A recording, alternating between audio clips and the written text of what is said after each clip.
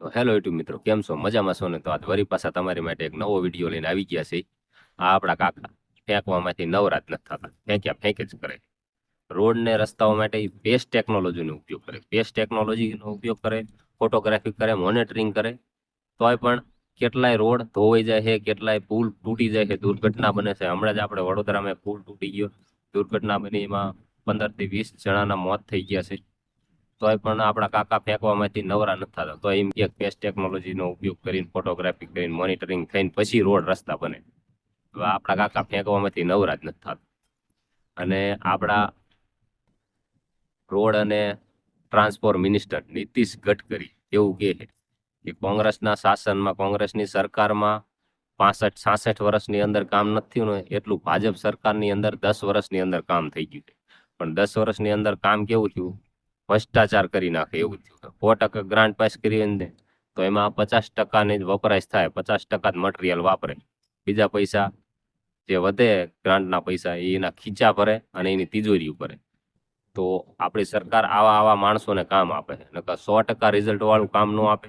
એવા વ્યક્તિને કામ દીધું હોય તો પણ આપણે ફેંકવામાંથી નવરા જ નથી થતા. અને પાછા આપણા નીતિન ગડકરી એવું કહે છે બેસ્ટ ટેકનોલોજીનો ઉપયોગ કરે, ફોટોગ્રાફી કરે, મોનિટરિંગ કરે, પછી એ રસ્તા ઉપર આપણે હાલવા માટે 4 વ્હીલ કે 2 વ્હીલ નો જ એની માથે હાલવા માટે આપણે હુડિયું લેવું પડે, કાં નાવ લેવી પડે તો એની માથે હાલી શકું. કારણ કે રોડ માથે તો નદી બરોબર પાણી જતું હોય, જેમ નદીમાં પાણી જતું હોય ને એમ રોડ માથે પાણી જાય છે.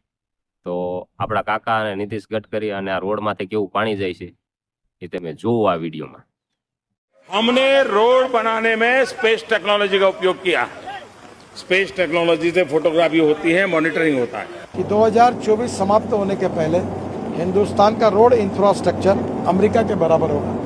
8 साल में जितना रोड का काम हुआ, मैं दावे के साथ कह सकता हूँ कि पिछले 65-66 साल में जितना काम नहीं हुआ उतना 8 साल में हमने किया है। તો મિત્રો જોઈ લીધું ને તમે આ વિડીયોમાં કેટલું રોડ માથે પાણી જાય છે અને નીતિશ ગડકરી શું કહે છે, આપણા કાકા શું કહે છે. તો આવા ભ્રષ્ટાચારી નેતાના હાથમાં સરકાર વહી જાય છે. એટલે કામ તો આવા જ થવાના છે. એટલે રોડે રસ્તે હાલવામાં ધ્યાન રાખજો. ક્યારેક તમે પુલ માથે હાલ્યા જતા હશો ને ક્યારે પુલ તૂટીને પડે, કોક તમારા હગાવાલા, કોક તમારા ઘરના સદસ્ય સભ્યો બધા રોડ માથે પુલ માથે નીકળતા હોય તો ધ્યાન રાખજો. આ ભ્રષ્ટાચારીની સરકારમાં ક્યારે પુલ તૂટે ને ક્યારે રોડ તૂટી જાય ને એનો કઈ નેઠો જ નથી. આવા અવનવા વિડીયો હું તમારી સમક્ષ લાવતો રહીશ. તમને અમારો વિડીયો ગમ્યો હોય તો મારી ચેનલને લાઈક કરો અને શેર કરો અને સબસ્ક્રાઈબ કરો.